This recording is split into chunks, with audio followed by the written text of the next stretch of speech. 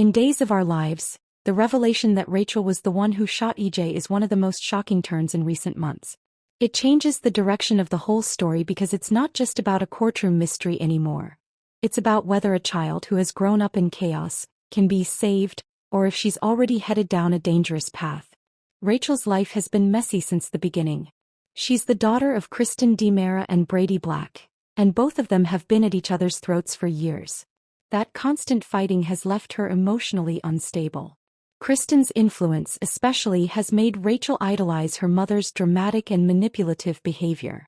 At the same time, Brady has tried to give Rachel structure, but because Kristen keeps interfering, Rachel has grown up confused about right and wrong.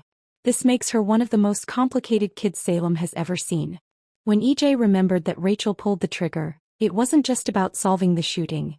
It revealed how far Rachel's frustration, fear, and anger have gone. Soap Dirt points out that this is not a case of a child turning into a villain overnight.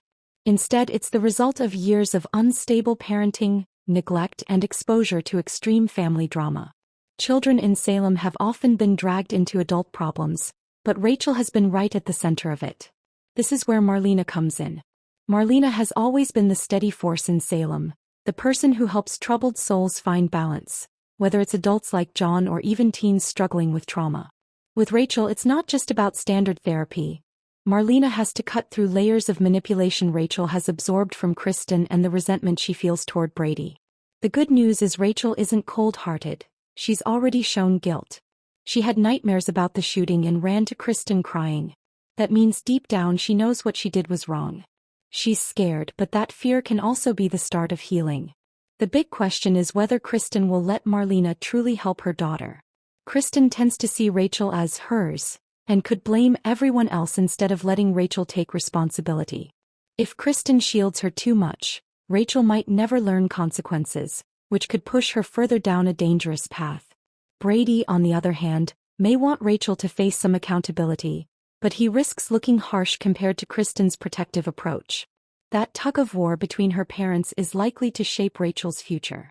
Legally, the situation is murky. Rachel is a child, so she won't face prison time, but the courtroom drama isn't over.